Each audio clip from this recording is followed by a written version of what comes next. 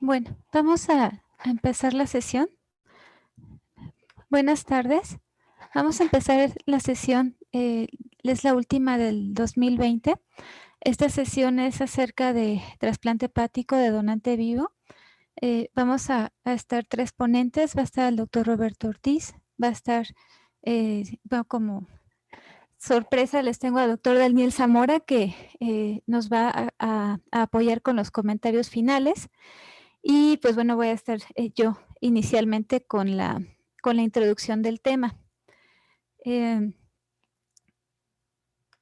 Voy a empezar ahorita la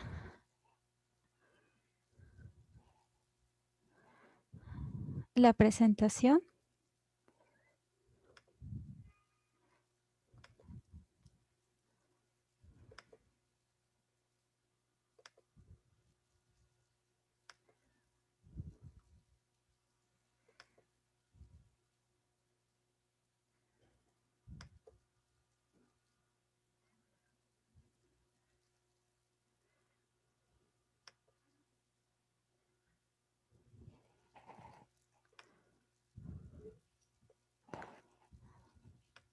Ok, pues bueno, vamos a ver esta parte de la introducción. Tenemos que el trasplante hepático, pues es una cirugía en la que se reemplaza el hígado enfermo por un hígado sano. Este puede ser parcial o completo de otra persona.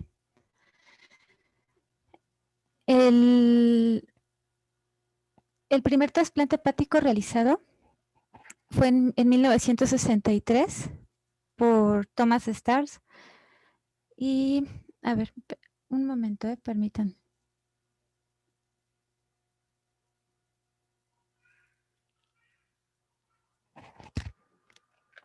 ¿Sí?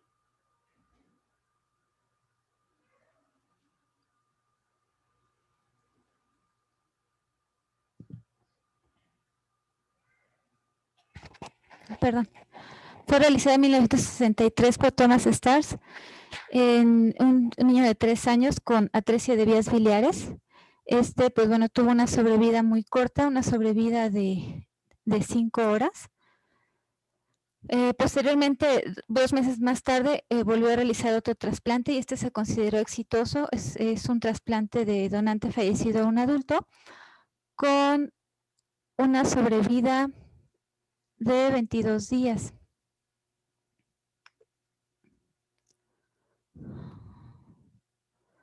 Perdón, es que también, como estoy viendo los que están ingresando, perdón,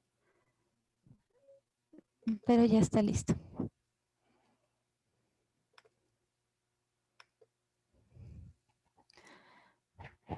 Y bueno, la historia del trasplante hepático continuó entre 1963 y 1967, en donde se estuvieron realizando trasplantes en Francia, Inglaterra y Estados Unidos, pero pues ninguno alcanzaba el año de sobrevida. Y fue hasta los años 60 y 70 que se empezó a evidenciar una sobrevida del 30% en los pacientes. Y bueno, a partir de este momento ya se empezó a considerar como una opción terapéutica. ¿Qué fue lo que hizo realmente que mejorara la sobrevida del trasplante hepático? Pues bueno, mejoras en las técnicas de anestesia, mejorías en el manejo de la coagulación, de la inmunosupresión. Se estandarizó la técnica quirúrgica y en 1983 fue declarado como una medida terapéutica con una verdadera utilidad para esta patología. Y pues bueno, la sobrevida de un 30% que llevaba se fue hasta el 70%. En cuanto a las indicaciones, tenemos que está indicado en enfermedad hepática terminal y tumores hepáticos irresecables. Entonces, pues bueno, aquí tenemos las indicaciones, enfermedades no colestásicas como son las enfermedades virales por virus B, virus C, alcohol, drogas, atresia de vías biliares en cuanto a enfermedades congénitas, la enfermedad hepática poliquística, la enfermedad de Wilson, las hepatitis autoinmunes, las alteraciones vasculares como es Budd-Chiari o lesiones vasculares por trauma hepático o bien por lesión de vía biliar. Y en cuanto a las neoplasias, pues bueno, estas pueden ser neoplasias benignas o malignas. En ambos casos, si son si se consideran irresecables, hay indicaciones para que el paciente pueda ir a un trasplante hepático. Las contraindicaciones pues son muy similares a las de otros trasplantes, como es una infección que no esté controlada, un proceso séptico, tuberculosis sin tratamiento, VIH que obviamente que no esté bajo control y historia maligna de otros cánceres fuera del cáncer hepático. Y pues también tiene su tablita de los tiempos que tiene que esperar de que esté libre de enfermedad para que pueda ir a un trasplante. Esto pues muy similar a lo que vimos también en sesiones previas con respecto al trasplante renal. Contraindicaciones absolutas, pues que tenga alguna alteración mental que en el receptor, que tenga una pobre comprensión del tratamiento inmunosupresor y de todo lo que significa la cirugía, que tenga antecedente de abuso de drogas, presencia de comorbilidades con un pronóstico pobre o una pobre condición cardiopulmonar. Y las relativas, pues que tenga una ingesta de alcohol menor de 6 meses, que tenga carcinoma hepatocelular fuera de criterios de Milán, que ahorita vamos a ver esa parte, y pues dependiendo del programa, algunos programas mencionan que mayores de 65 años no son candidatos, pero pues hay muchos programas que los realizan y siempre y cuando sea una buena selección del paciente puede ser un trasplante exitoso. En cuanto a la asignación de órganos, hablando específicamente de trasplante hepático, tenemos diferentes escenarios en el mundo. En países como Estados Unidos, en donde tiene una donación de cadáver bastante activa, se han establecido mecanismos para asignación de órganos, como en este caso el MEL score, en donde se van a evaluar estos puntos, creatinina, bilirrubina, INR, si está en hemodiálisis o no. Y bueno, aquí me falta el sodio en la nueva valoración que tiene del MEL score. Con base en esto se obtiene una puntuación y dependiendo de la puntuación que se obtenga es la probabilidad que tiene de fallecer el paciente en los siguientes 3 meses. Entonces esto pues bueno le da prioridad al paciente para recibir un órgano. En Estados Unidos, como ya les comenté, pues bueno, es bastante activa la donación y también son bastantes los pacientes que están en lista de espera, entonces tienen que hacer una optimización de los órganos para que estos puedan ser distribuidos de la manera más justa. Entonces tenemos que, al ser un territorio tan amplio, lo están dividiendo en regiones y esto con la finalidad de mantener unos tiempos de isquemia que sean permisibles. Así es como lo manejan. Entonces, a partir del 2013 se estableció que los pacientes que tuvieran mayor puntaje en el MEL score eran los que iban a tener prioridad para recibir un órgano. Esto con la finalidad de disminuir la cantidad de pacientes que fallezcan en la lista de espera. Entonces, finalmente, los órganos en este país se consideran que son un recurso público y pues se están distribuyendo de la manera más justa que ellos consideran. Aquí el otro punto importante es en cuanto al carcinoma hepatocelular, pues toman en cuenta los criterios de Milán, que finalmente estos criterios están diseñados para que el paciente que reciba un órgano tenga un buen pronóstico. Entonces, manejan en cuanto al número de tumores, que tenga un tumor único de menos de 5 centímetros o que tenga 3 tumores que no sumen más de 3 centímetros y que no tenga invasión macrovascular y que no tenga enfermedad extrahepática. Entonces, idearon también unos criterios de excepción dentro de esta reglamento del MEL, ya que los pacientes con carcinoma hepatocelular que se ingresaban a la lista de espera con tumor, pues no iban a tener un MEL elevado, pero iban a seguir progresando hasta quedar fuera de criterios. Entonces, pues bueno, pacientes que tengan un T2, que tengan tumores, que tengan tumores entre 2 y 5 centímetros, 2 y 3, o 2 o 3 tumores que en total sean de 3 centímetros, se les asignan puntos extras. Entonces, al momento en que se ingresan a la lista de espera, tienen su MEL natural, que generalmente es un MEL bajito, y después cada 3 meses se va haciendo una reevaluación por los comités y se va dando puntos a estos pacientes. Están en la siguiente evaluación en 28 y el máximo que se puede alcanzar es de 34 puntos. Y esto, pues bueno, les va dando prioridad aun cuando están estables para que no salgan de criterios. Otro punto que se agregó es la evaluación de la alfa-fetoproteína, que bueno, pues predice muy bien la invasión macrovascular sobre todo. Y pues son varios puntos aquí que tocan, pero a grandes rasgos, esto es lo que ellos hacen con respecto a los tumores. En el mundo, la donación no tiene el mismo comportamiento que lo que les acabo de mencionar. El modelo que acabamos de ver, pues bueno, es un modelo que les funciona muy bien allá, pero no se puede aplicar en todo el mundo. Por el simple hecho de que la tasa de donación es muy distinta en todos los países. Los países que son pues los que van a la cabeza en cuanto a donación de cadáver, pues tenemos Estados Unidos, tenemos a España, algunos países de Europa y pues de ahí ya va disminuyendo la tasa de donación.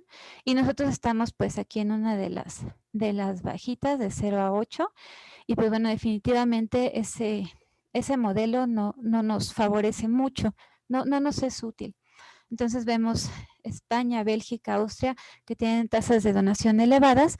Y luego hasta acá, de este lado, vemos a los países asiáticos en donde pues, la tasa de donación cadavérica es muy baja y pues tienen que recurrir a otro tipo de recursos para poder obtener las donaciones. Además, los países en Asia da la casualidad que aún ahora siguen teniendo una alta prevalencia en hepatitis B. Esta hepatitis B, pues bueno, muchas son congénitas en muchos de esos países que están aquí señalados en amarillito. Entonces, es transmisión materno-fetal y pues desde la infancia esta hepatitis B ya está causando daño hepático. Entonces, pues sí tienen un alto requerimiento de injertos hepáticos. Y sin donación, bueno, aquí está cómo actúa la hepatitis B, cómo puede causar una enfermedad crónica, que esta puede ser activa o inactiva y finalmente va a terminar en cáncer, en cáncer de hígado o bien que desarrolle cirrosis y también va a desarrollar cáncer. Entonces, por eso es que se encuentran en tal problema estos países al no contar con la capacidad de tener los donadores fallecidos. Entonces, ¿por qué se optó? Pues la opción del donante vivo. Entonces, como historia tenemos el primer donante vivo pediátrico reportado en 1994. Lo que se hace de forma más común es que el lóbulo izquierdo va hacia el paciente pediátrico y el derecho generalmente va hacia el adulto. Y bueno, actualmente ya esta es una técnica que está muy bien estandarizada. Aquí vemos cómo ha evolucionado el trasplante hepático a través de los años. Inicialmente, pues bueno, fue en pediátrico, posteriormente fue en adulto y se ha ido agregando varias modificaciones como el trasplante dual, donde se pueden utilizar dos lóbulos de dos donantes, dos lóbulos izquierdos, izquierdo-derecho. Los donadores que son donador-receptor que son pareados y pues bueno, llegar también hasta el ABO incompatible y así ha ido progresando la historia del trasplante de donante vivo. Los países que tienen mayor actividad, pues bueno, es Corea del Sur, Turquía, Arabia Saudita y en general, pues bueno, son países de Asia los que tienen mayor actividad, Hong Kong, Japón. Y aquí vemos en números la cantidad de trasplantes que se hacen en total. Una vez que se tiene el recurso, pues bueno, ¿a quién iba principalmente destinados estos órganos de donante vivo? Principalmente a carcinoma hepatocelular, porque como les comenté previamente, pues es de las patologías que más tienen la indicación de trasplante en estos países. Entonces vemos aquí que es por virus B, por virus C, por infección dual o bueno, por otras causas, ¿no? Por el noveno C, también puede ser la etiología para que el paciente haya desarrollado un tumor.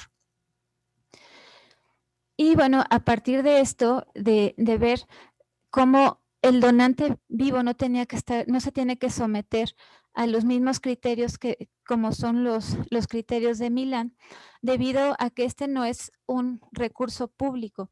Este es un órgano que proviene de un familiar que se lo da a otro familiar, en el cual el familiar toma el riesgo y toma la decisión de decir, yo le quiero donar, y a pesar de los pronósticos que se pueden estar estableciendo en otros países, queremos tener la oportunidad. Entonces, a lo largo de la historia del trasplante de donante vivo, pues bueno, se han establecido varios cuestionamientos, a ver que los pronósticos han sido bastante aceptables, si realmente los criterios de Milán son muy conservadores, si pacientes con más tumores o de mayor tamaño pueden tener un buen pronóstico diferente a lo que se había establecido inicialmente, y pues obviamente saber si hasta cuánto puedo extenderme en los criterios sin que se comprometa la sobrevida de una manera inaceptable. Entonces, pues hay todos estos criterios, los centros han establecido sus diferentes criterios, siempre pues buscando ir más allá del número, más allá del tamaño, incluyendo también otros marcadores como es el alfa-fetoproteína, también para ir como nivelando ahí los riesgos que se van estableciendo. Y pues bueno, esto es una tabla de la sobrevida de pacientes del hospital donde yo me formé en Taiwán, y pues más o menos es una sobrevida muy parecida a la que presentan otros países en Asia, como al un año tiene una sobrevida de 88%, 5 años 72%, esto de donante vivo. Aquí pues están incluyendo todos los pacientes que fueron trasplantados por tumores, también pacientes que fueron trasplantados por trasplante que fuera de emergencia. Todos estos se están incluyendo aquí. Entonces, bueno, vemos esta tablita, esta gráfica, en donde se le dice que es el ticket del metro. Entre más vayamos extendiendo los criterios, entre más permisibles seamos, puede ser que a la larga paguemos más caro. Es decir, pagar más caro se refiere a menor sobrevida y mayor recurrencia del tumor. Entonces, pues bueno, los diferentes grupos han estado aquí manteniéndose como en esta área de seguridad y pues evaluando que realmente el trasplante que se realice tenga un beneficio para el receptor y que valga la pena el riesgo al que se está sometiendo el donador. Aquí nada más voy a mencionar un par de casos clínicos, más bien es como imagen, pacientes que tienen más tumores que los permisibles por criterios de Milán. Vemos que se evalúa que no tenga enfermedad metastásica, aquí está el órgano explantado, pues tiene bastantes tumores, sin embargo el paciente a 5 años de trasplante pues sigue bien, sigue vivo, y este es su donador, este que está de este lado. Otro caso como una paciente de 33 años en donde parecía tener invasión portal, se sometió a tratamiento adyuvante, disminuyó el tamaño del tumor, no contaba con enfermedad metastásica y bueno, en el explante se ve más bien una compresión extrínseca de la porta, no se ven datos de invasión y bueno, este ya es el resultado a los 6 meses de trasplante. Entonces, pues bueno, esta es la parte que yo les voy a dar. Posteriormente va a seguir el doctor Ortiz.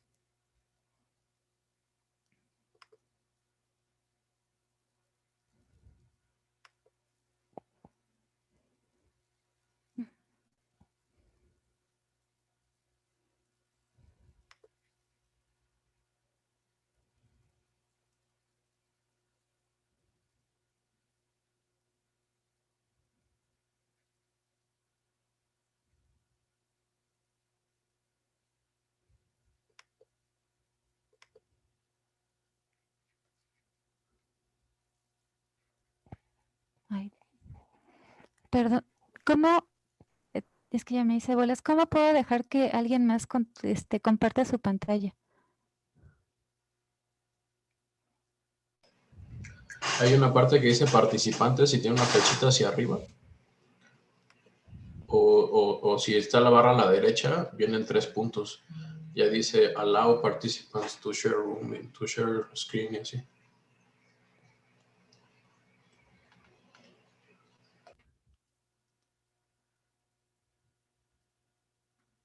Ay, no me sale.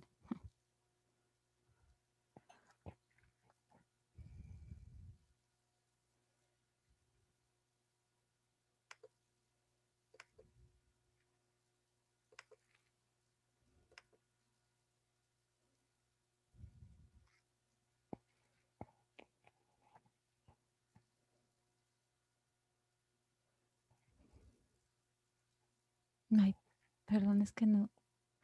Tengo que dejar de compartir mi pantalla primero, ¿no? Sí.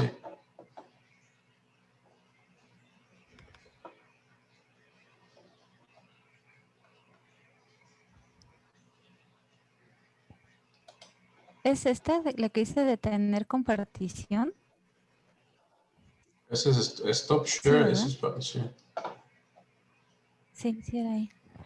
Ya, perdón. Doctor Ortiz, si quiere compartir su pantalla. Sí.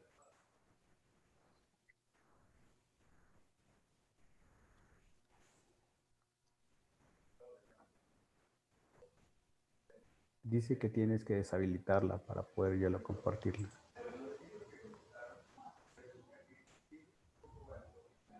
La acabo de deshabilitar la mía, ¿eh? A lo mejor ahorita ya.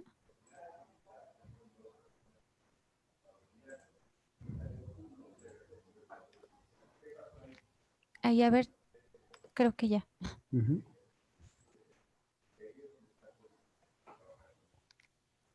Gracias. Listo, ¿no? Sí, ¿Se ve bien? ¿Me escuchan bien? sí, sí, muy bien. Pues muy buenas tardes, muchas gracias por la invitación. Pues yo les voy a dar un poquito de vista de lo que yo alcancé a ver en Japón, donde yo me adiestré. Básicamente yo tengo experiencia en trasplante hepático pediátrico, pero también pude ver mucho donante adulto también y receptor adulto. Este es el hospital de la Universidad de Kioto, en donde yo me entrené un año con muy buenos amigos ahí. Me permití hacer un poquito de lo que, pues ampliar lo que tú me dijiste en la plática, lo que está pasando en México, y es completamente diferente a lo que está pasando en el mundo. Pues por ejemplo, aquí podemos ver que tenemos solamente 317 pacientes en espera de hígado, lo que sí no corresponde a lo que todo el mundo reporta. Entonces, desde aquí ya estamos con algunos problemas en México. Esta es otra gráfica donde nos muestra el Senatra, que es el órgano rector de nosotros, el número de trasplantes, los pacientes que tenemos en espera de hígado desde el 2007 hasta el 2019, y si ven es prácticamente la misma curva. Entonces, otro gran aquí, o se está realmente subiendo pocos pacientes o hay un subregistro muy grande de pacientes. Ahora bien, en cuanto al número de trasplantes que se está realizando por año, obviamente conforme van pasando los años hay una curva ascendente, más sin embargo el número que se hace actualmente pues es demasiado pobre comparado con lo que se hace en el mundo. Y bueno, desde 1991 hasta el 2019 obviamente es una curva ascendente, pero demasiado pobre para lo que se reporta en el mundo. En cuanto a tipo de donante, pues clásicamente México es un hospital trasplantador de hígado de donante cadavérico. Donante vivo prácticamente son anecdóticos y casi todos son pediátricos. Lo que pasa por institución, obviamente aquí la mayor parte de los trasplantes que se hacen están en la seguridad social, entre el IMSS y el ISSSTE. Este público prácticamente solamente un hospital que corresponde a nutrición, y gran problemática que tenemos también que hacerse mucho trasplante privado de donantes que salen también de la institución.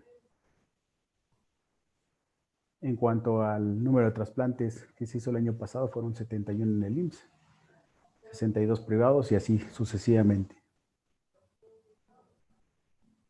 El hospital, como les nombraba, el número 1 en trasplante de hígado es el Instituto Nacional de Ciencias Médicas. En segundo lugar, el Centro Médico Nacional 20 de noviembre. Y luego dos del Seguro Social, que está uno en Monterrey, La Raza, y a final de cuentas un privado que se localiza en Jalisco. Ahora bien, ¿qué pasa con trasplante hepático donante vivo? Estos son los que se hicieron el año pasado, fueron 10 trasplantes. 5 se hicieron en la ciudad de Guadalajara, 4 en la Ciudad de México y 1 más en Chihuahua. Si ven aquí, la mayor parte se hizo en la institución privada, 3 se hicieron en el Seguro Social y 2 más se hicieron en el sector público. La misma diapositiva hace ratito. Y aquí es lo que estamos viendo. Es un comportamiento a lo mejor un poquito esperado por la situación que se vivió el año pasado, pero se trasplantaron 3 pacientes en el Hospital Ángeles de Guadalajara. Fueron privados los 3, fueron niños. En realidad, los 10 pacientes que están reportados aquí son niños. El trasplante donante vivo en México prácticamente se está dejando solamente para los niños. Y esto es lo que se hizo de donante fallecido también el año pasado. En la Ciudad de México se hicieron la mayor parte de los trasplantes que están reportados. Otra más, donde nada más demostramos que se está haciendo más en la seguridad, en el sector público que en el sector privado. Y a final de cuentas, por institución también. Esta es la tabla que nos muestra quién hace más trasplantes de donante fallecido. Obviamente en nutrición otra vez, el 20 de noviembre. Y de ahí vienen tres hospitales del IMSS, que es el de Monterrey y los 2 hospitales de La Raza. Bueno, aquí ya no me voy a detener mucho, ya lo dio la doctora Lorena. Las contraindicaciones para trasplante y básicamente aquí me voy a enfocar un poquito qué necesitamos para tener un buen donante que nos va a proporcionar un órgano para un paciente enfermo, o sea, un donante vivo. Idealmente que no sea un donante sin obesidad. Los japoneses prefieren pacientes prácticamente en nada de obesidad. Dicen ellos que tienen que tener un índice de masa corporal menos de 26. Nosotros en México y los pacientes que yo he tomado pacientes hasta 27, 28, exagerado. Usualmente son familiares cercanos. En el caso de los niños en el caso de los adultos pueden ser casi siempre los esposos, las esposas, los hermanos. Es una cirugía programada, tiene la ventaja que es una cirugía programada. Podemos tener un sangrado controlado y podemos prever la cantidad de sangre que podemos ocupar durante la cirugía. Obviamente requiere la experiencia de haber ya trasplantado donante cadavérico y requiere la experiencia de tomar órgano de donante vivo, o sea, hacer la segmentación hepática. Obviamente tiene más complicaciones que las reportadas con donante cadavérico por la misma transección, como es sangrado, trombosis arterial, complicaciones biliares. Esto es lo que normalmente le pedimos al donante antes de tomarlo en cuenta. Obviamente todos los estudios de laboratorio generales, estudios de gabinete específicamente para el hígado. Para nosotros es muy valioso la angiotomografía, donde vamos a valorar la arteria hepática derecha, de su nacimiento, la vena porta y el drenaje de las venas hepáticas, y una colangioresonancia magnética para valorar la vía biliar. Obviamente todas sus valoraciones, sobre todo la cardiológica y la psiquiátrica. Y lo que yo les decía, que de preferencia sean pacientes lo más cercano a la normalidad y no obesos. Gracias a esta anatomía ya descrita hace muchos años por un autor francés, podemos hacer resecciones hepáticas o segmentaciones hepáticas de acuerdo a lo que uno necesite. Este sería un esquema de cómo se vería en un dibujo y cómo se vería en vivo en el paciente. Para un niño, usualmente nada más requerimos 2 segmentos, 2 y 3, a veces un poquito de otro. Para un adulto,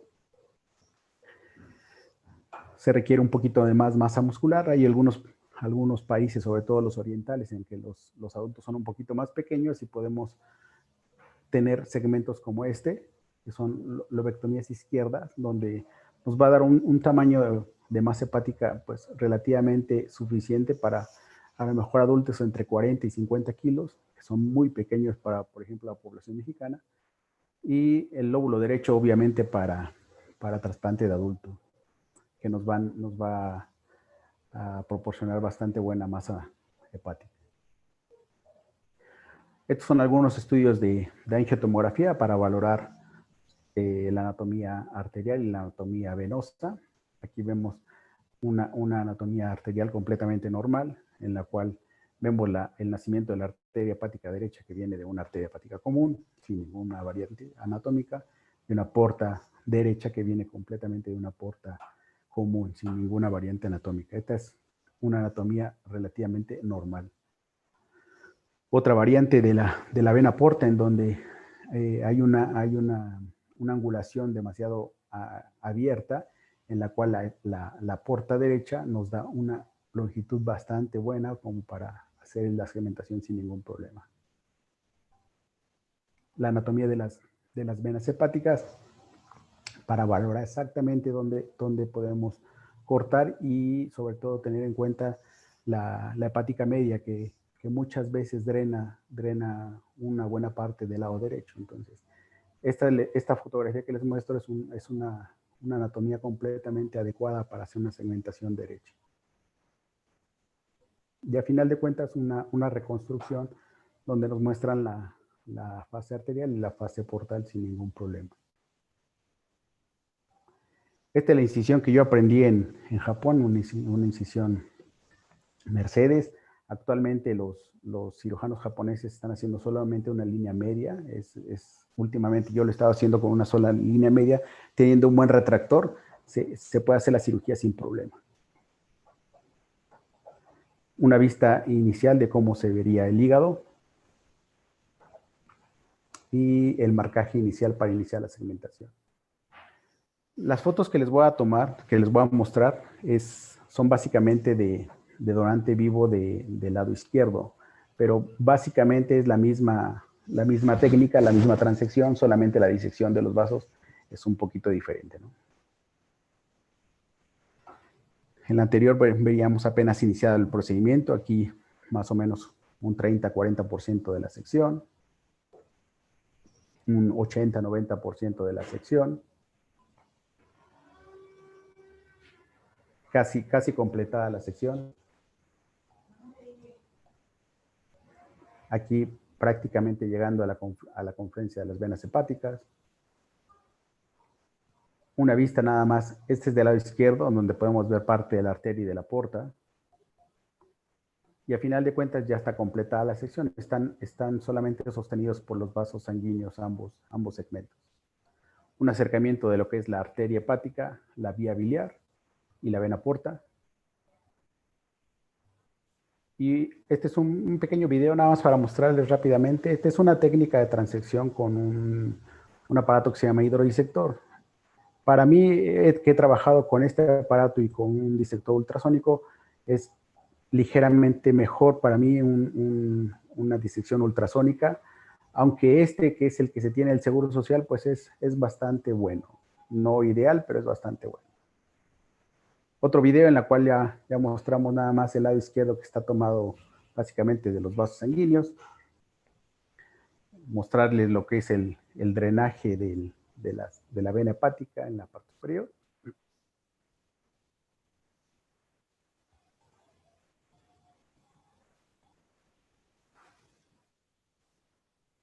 Ya para poner la pinza acá arriba y poderlo poderlo extraer sin ningún problema.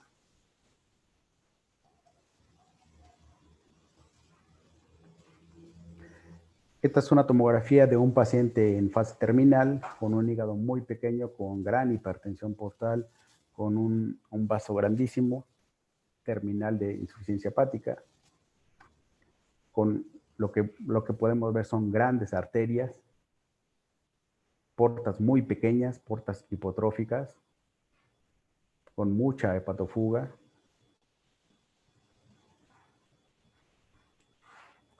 Y al final de cuentas son estos hígados los que vamos a encontrar, hígados pequeños, ya cirróticos.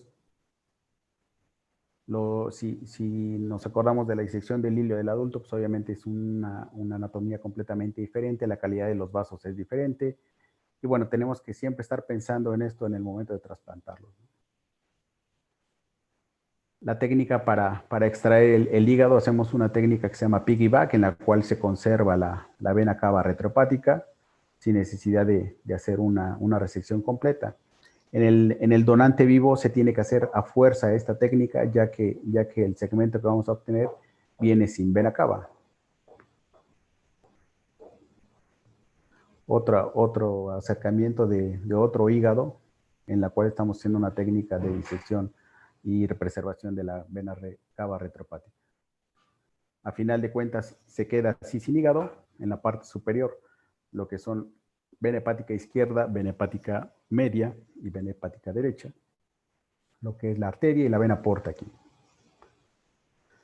Este es un hígado completamente cirrótico, acaba de salir, otro igual.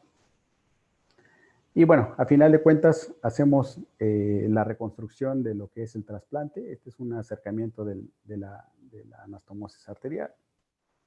Y aquí podemos ver qué es lo que podemos hacer con los hígados de donante vivo. Lado derecho, básicamente para adultos. Aquí nos dicen para adolescentes grandes. El lado izquierdo, el lóbulo izquierdo completo para personas, adultos relativamente pequeños. Yo hacía lo mucho, lo consideraría para un adulto de 50 kilos a lo mucho. Y el segmento lateral para niños chiquitos.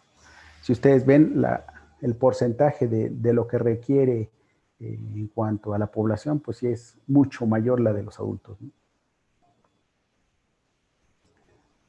Un esquema anatómico nada más donde tendríamos que seccionar. Es una línea que si nosotros disecamos la porta derecha y la arteria derecha y la pinzamos, la propia línea se pinta en el paciente y podemos hacer la resección completamente sin problemas. Hay una variante anatómica en la cual la vena hepática media drena una buena parte en el lado derecho. Esa la tenemos que considerar siempre porque hay que ligarla a final de cuentas. Así obtendríamos esquemáticamente el segmento del lado derecho, una parte venosa que es la vena hepática derecha, una parte arterial que es la arteria hepática derecha y la parte portal, la vena porta derecha. El conducto biliar casi siempre lo vamos a obtener muy cercano a la transección. Aquí podemos ver la otra parte. Usualmente dejamos un cabo para el segmento que se va a quedar, para el hepático que se va a quedar, ya que tenemos que hacer una sutura aquí, podemos tener riesgo de estenosis a nivel del hepático común. Entonces, la ceja que vamos a tener en el donante es poquita.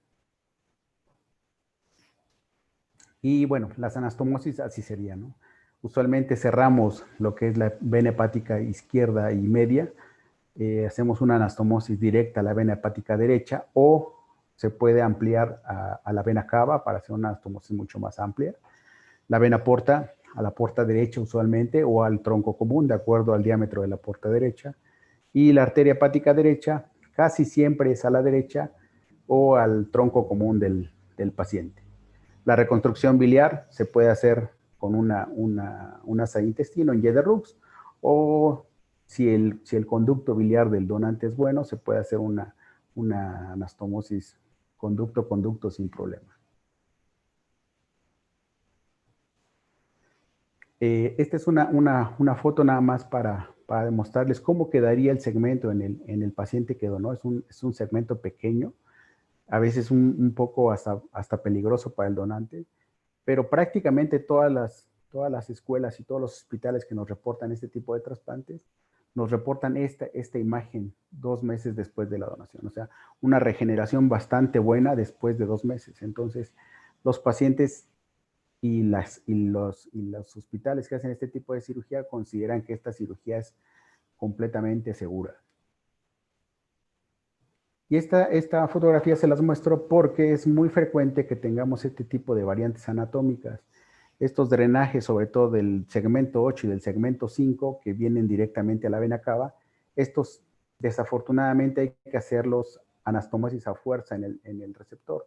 Y usualmente tomamos injertos ya sea de las ováricas o de los ilíacos o de las femorales para reconstruir estos drenajes. Si no lo reconstruimos, vamos a tener este resultado, que va a ser una necrosis importante y vamos a tener segmentos muy afectados y a final de cuentas al paciente le puede ir muy mal. Esto sí hay que tenerlo siempre en consideración porque es muy frecuente que pase. A final de cuentas, esto es como también queda, es lo que hace rato yo les comentaba, la vena hepática media que drena aquí. Esta se sacrificaría a final de cuentas.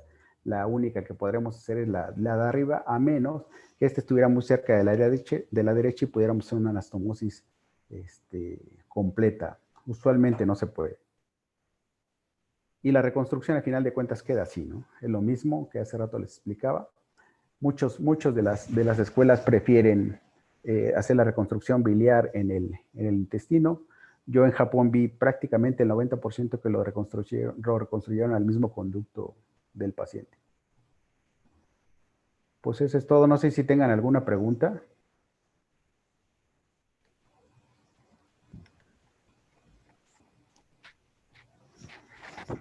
Muchas gracias.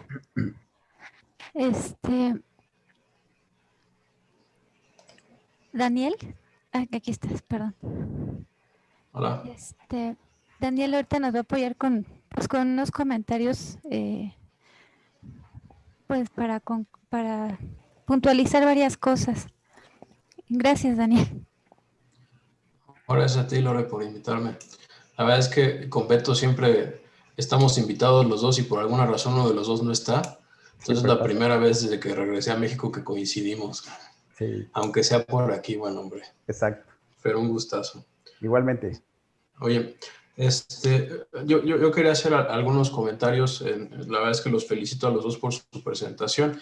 Y me queda claro que el objetivo de esta actividad es dejarle mensajes claros a los residentes y a los fellows en entrenamiento. Entonces, en ese tenor, o sea, yo quisiera hablar acerca de lo que ustedes ya comentaron sobre las indicaciones para el trasplante. Yo siempre he estado muy convencido de que las indicaciones para trasplante de hígado son las mismas independientemente del origen del injerto. Y eso es algo que a veces en la literatura queda un poco confuso para la gente que está en entrenamiento, porque ven que en donante vivo se hacen cosas que no se hacen en donador cadavérico y creen que las indicaciones son diferentes. Pero bueno, no sé si quieren ustedes opinar acerca de si tienen alguna indicación diferente en su centro, en la raza o... Beto ya ahora es multiinstitucional, pero está en el Seguro Social, antes estaba en el siglo XXI. Porque, por ejemplo, para carcinoma hepatocelular, como bien comentaba Lore, los criterios que Lore presentaba son para la asignación de un hígado cadavérico, pero no son para la indicación de un trasplante. O sea, por eso es que en Asia, que no utilizan estos criterios, hacen trasplante de donador vivo para tumores mucho más grandes o más agresivos. O la falla hepática aguda. Entonces, el primero en el mundo en hacer un trasplante hepático para falla hepática aguda fue el profe Ferrella en el King's College, y ahora en todo el mundo lo hacemos, y Beto lo ha hecho aquí en México. O sea, el origen del injerto no debe de modificar la indicación del trasplante. Simplemente el centro tiene que tomar la decisión de cuáles van a ser sus indicaciones, y el origen del injerto está dictado por algo que el centro no puede controlar, que es el sistema de distribución y asignación de su país o de su región o como están en Italia, de sus estados casi, ¿no? No sé si quieren comentar algo de esto, Lore y Beto. No, pues sí, estoy de acuerdo en eso. Pero como dices, de repente o sea, esta parte de los criterios de Milán,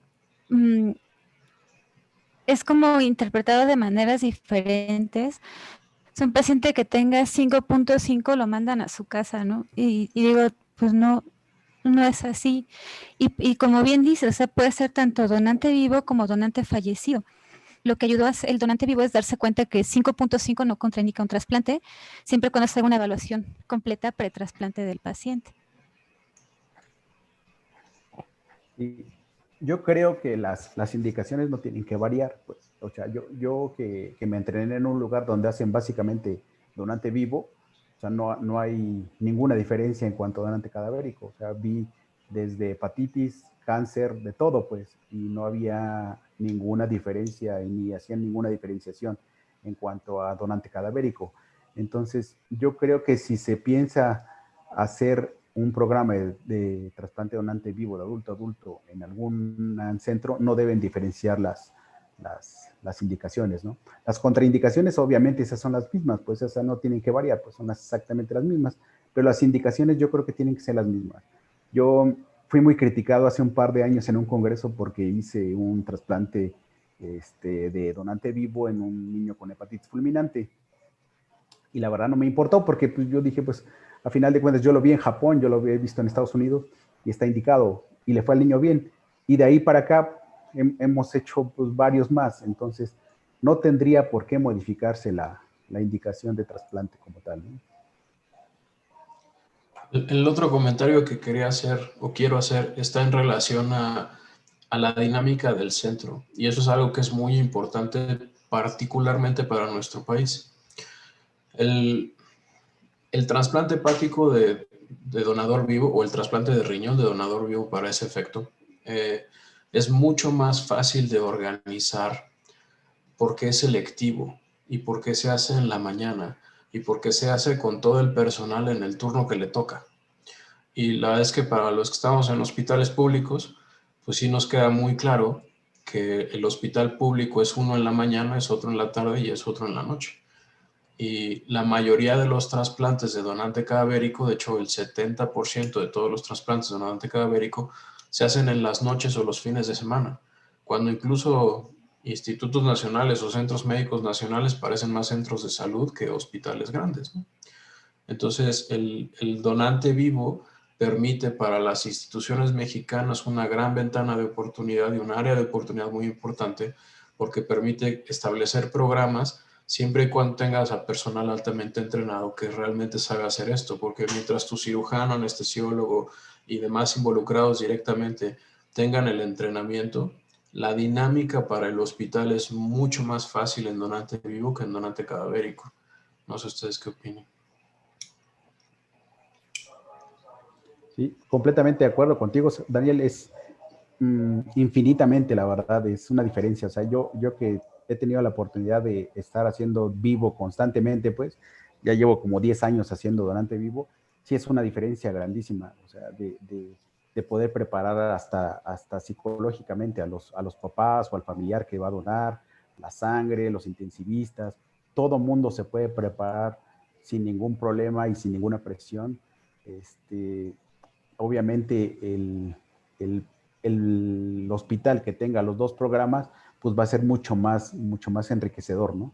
Pero sí, definitivamente yo creo que el donante vivo no se tiene que descartar. En México he oído muchos speakers que nos dicen que el donante vivo no debería existir en México de hígado, pues.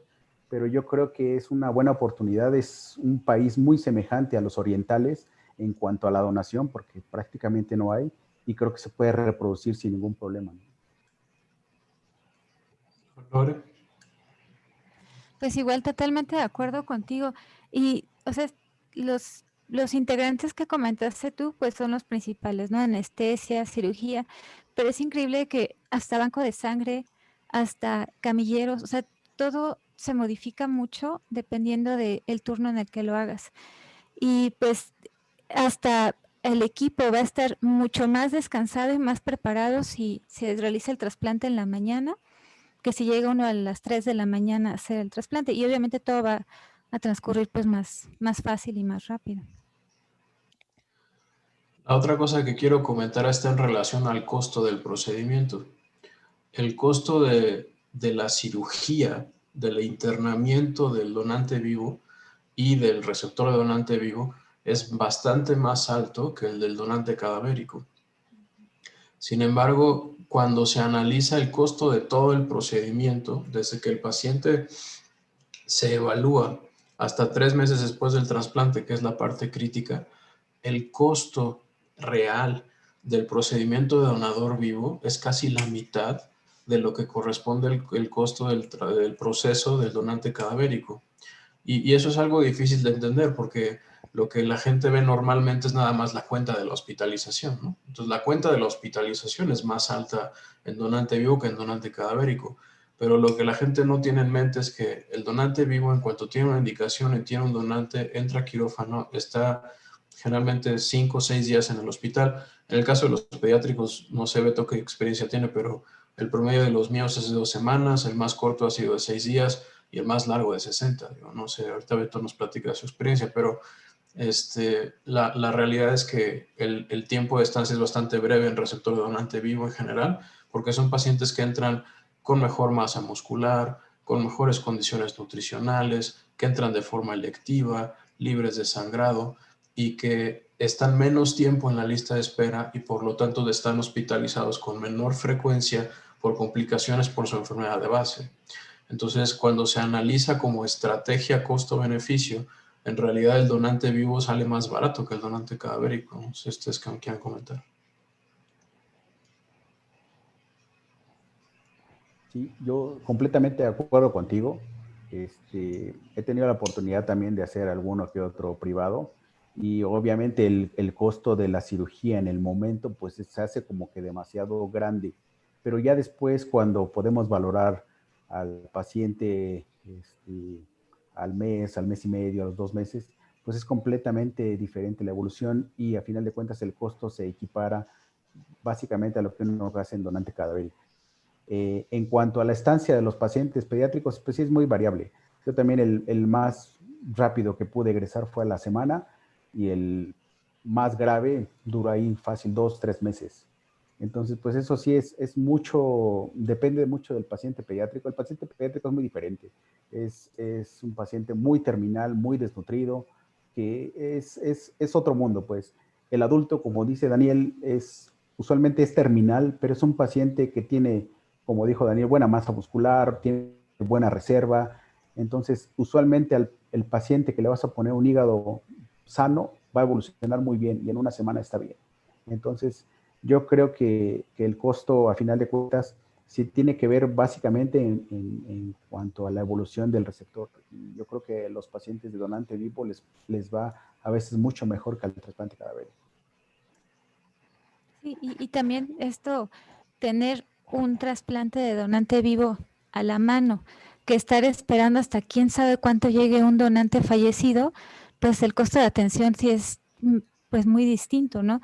Los internamientos de estar en la lista de espera, las transfusiones, o sea, definitivamente, pues sí, costo-beneficio sí es mejor tener lo más pronto posible el trasplante, aunque inicialmente cueste más como donante vivo, pero pues mejora sobrevida y el tiempo de espera al ser menor, pues sí, va a haber mucho menos costos de atención en el receptor. E incluso la mortalidad en la lista de espera, eso está demostrado, es menor en los hospitales que ofrecen las dos opciones que en aquellos que solo ofrecen donante cadavérico. Y la posibilidad de supervivencia a 5 años es más alta si el paciente se enlista en un hospital que oferte las dos opciones en vez de un hospital que oferte solamente una.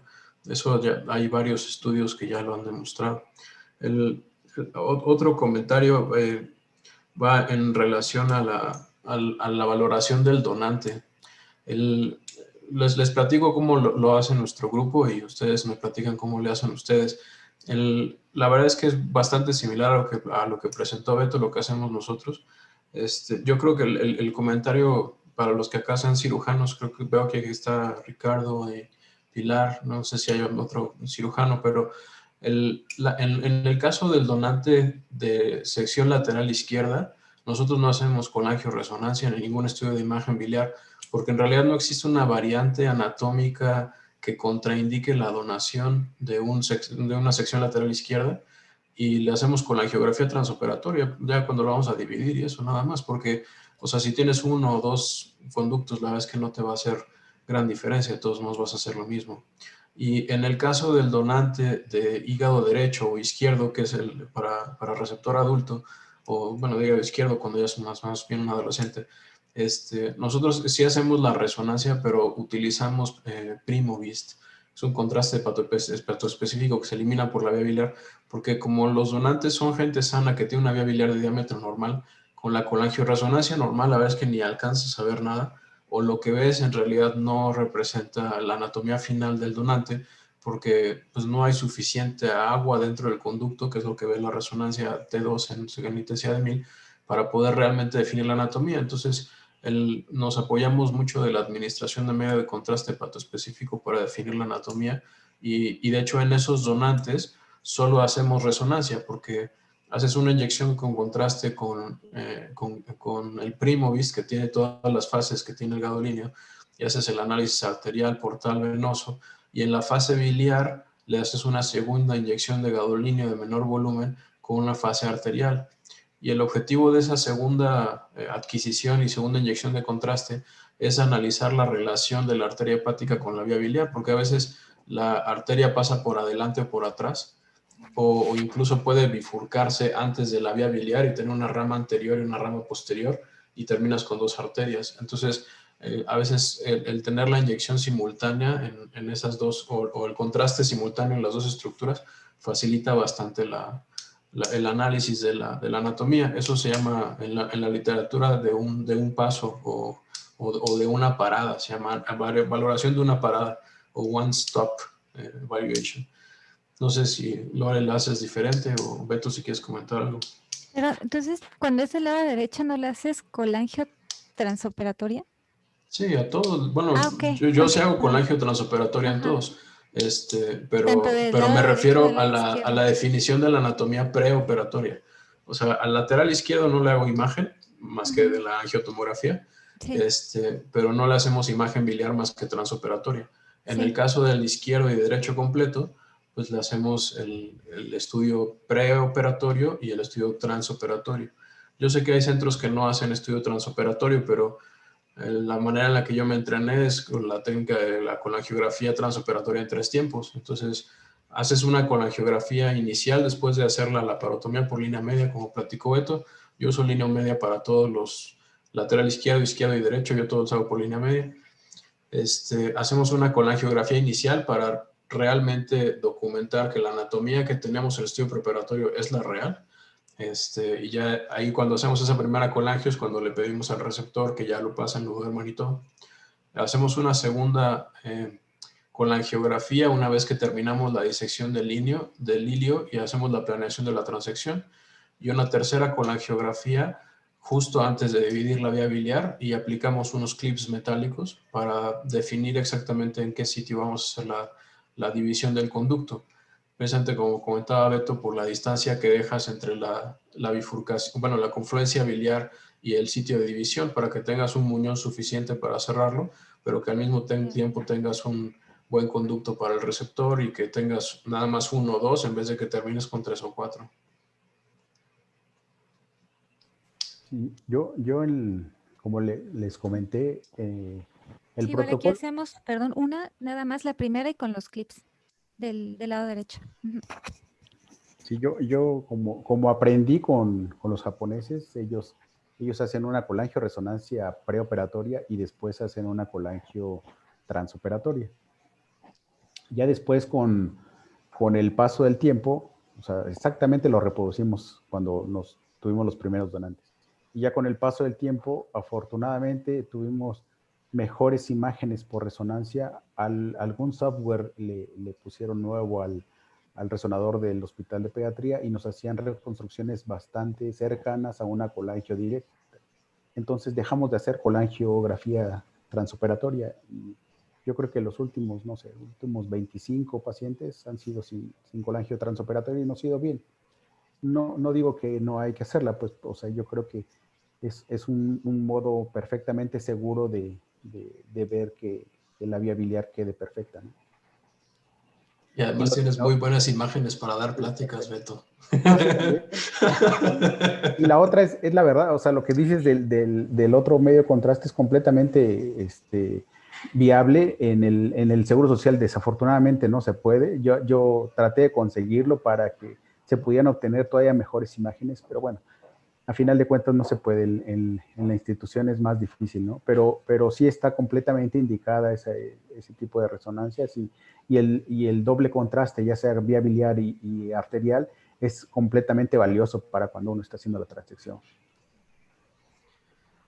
Y mi último comentario, yo, si ustedes quieren hacer algún otro final, está en relación a la necesidad que hay de hacer esto en México. Digo, ya tenemos el argumento de que las indicaciones son las mismas, de que es más fácil logísticamente el vivo que el cadavérico, es igual o más barato el vivo que el cadavérico, pero al final del día la necesidad es evidente. O sea, lo que presentó Beto son los pacientes que están registrados en la lista de espera, pero en México cada año se mueren más de 30,000 personas por enfermedades hepáticas. Entonces, la diferencia entre la cantidad de pacientes registrados en la lista de espera y la cantidad de pacientes que fallecen es enorme. Entonces, no podemos decir que no nos hace falta.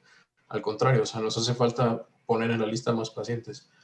En el análisis que hicimos cuando yo llegué acá a México de la lista, de la dinámica de la lista de espera de trasplante hepático en México, lo que encontramos es que al final de cada año, como presentó Beto, siempre hay nada más 300 pacientes, pero en realidad durante todo el año hay el doble de pacientes, que son 600.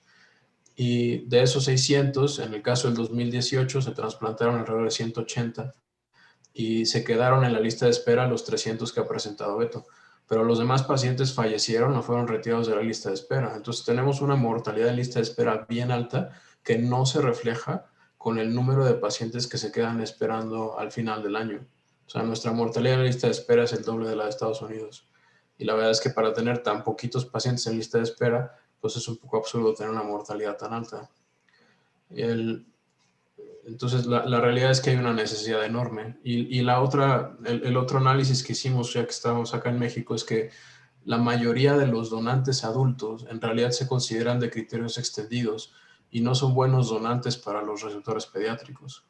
O sea, en el estudio que hicimos en Chihuahua de todos los donantes que tuvimos en un año, encontramos que el 70% de los donantes, solamente hubo un pediátrico, pero el 70% del total de los donantes era donantes por criterios extendidos, que no hubiéramos utilizado para pacientes pediátricos. Entonces, en pacientes pediátricos no se trata de que seamos flojos los que hacemos eso, o de que nada más lo sepamos de una y hacemos donante para todos, sino que la disponibilidad de donantes realmente para los pacientes pediátricos pues no es tan buena por la calidad de los donantes y lo que le exigimos a quien va a ser donante para un pediátrico. O sea, para un paciente pediátrico no podemos aceptar hígados con esteatosis, no podemos aceptar hígados que estén demasiado grandes y tengamos que reducir si no están en buenas condiciones. O sea, sí, tanto Beto como yo hacemos hígado reducido, hígado dividido, pero no lo hacemos en un hígado graso, no lo hacemos en un hígado de un diabético, no lo hacemos en un hígado de un paciente añoso. Entonces, el número real de donantes que hay disponibles para esos pacientes es bajo y aunque hubiera la cantidad suficiente, supongamos, para satisfacer la demanda, de todos modos los pacientes pediátricos quedaran en desventaja si no estuviéramos siendo donante vivo. En el momento actual, la mitad de los trasplantes pediátricos se hacen de donador vivo. Y cuando analizas la mitad de los trasplantes hepáticos pediátricos que se hacen en México, que se hacen de donador cadavérico, la mayoría de esos se hacen por urgencias. O sea, se hacen en niños que tienen una falla hepática fulminante y que se solicita el hígado como urgencia. Hay muy poquitos pacientes de donador cadavérico receptores pediátricos de donante cadavérico que son hígados electivos, vamos a llamarlos, o sea, hígados que no son una falla hepática aguda. Y la mayoría de estos casos de falla hepática aguda con donante cadavérico pues son de hospitales del Seguro Social de Monterrey y Guadalajara, que son la mayor cantidad hasta este año de trasplantes que hacían. O sea, casi todos los trasplantes hepáticos pediátricos que se hacían en Monterrey eran por fallas hepáticas agudas y todos se hacían de donante cadavérico.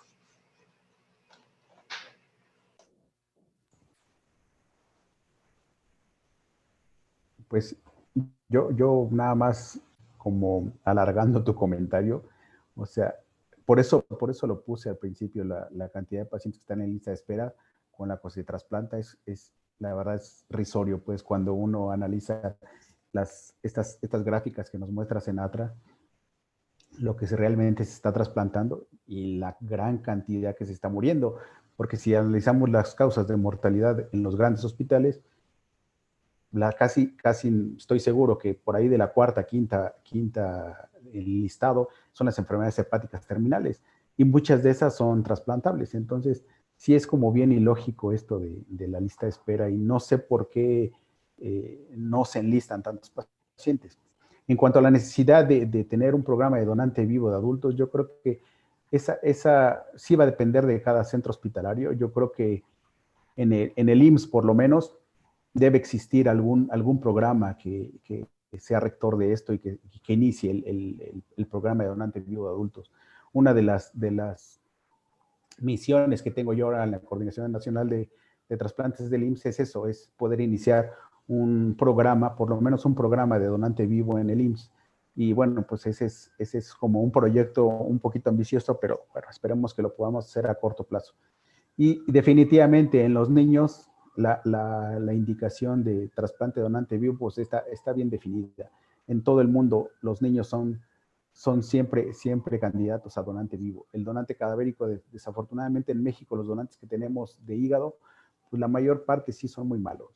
Y aunque nos digan, no, pues es que no es un hígado tan malo. Sí, a lo mejor no es un hígado tan malo para un adulto, pero para un niño yo creo que siempre se tiene que considerar un hígado ideal, ¿no? El hígado ideal, el de paciente joven, el de paciente no obeso, el de paciente que no tenga enfermedades. O sea, y esos donantes, pues, prácticamente no salen.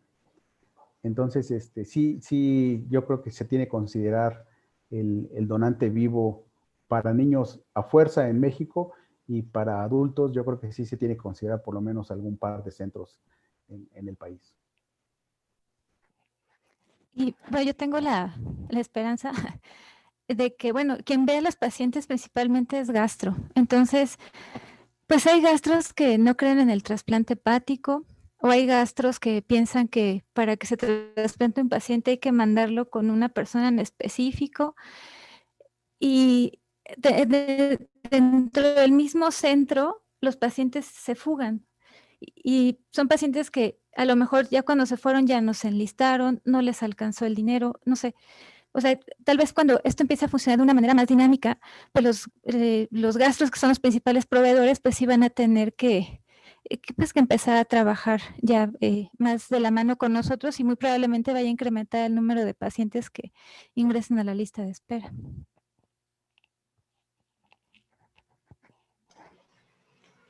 Pues yo creo que por el tiempo, y la verdad es que esos eran los comentarios que yo quería hacer. No sé si ustedes quieren preguntarme a mí algo o cómo quieres hacerlo, Laura.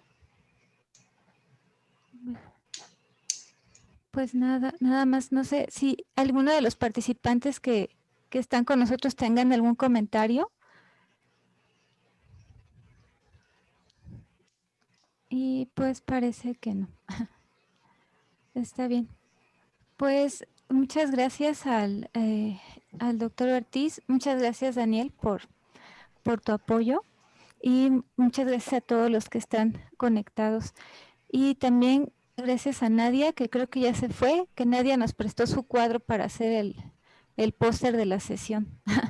Bueno, la pintura que está ahí es de Nadia Bayer. Ok, bueno, pues nos seguimos viendo. Me despido de todos. Gracias otra vez.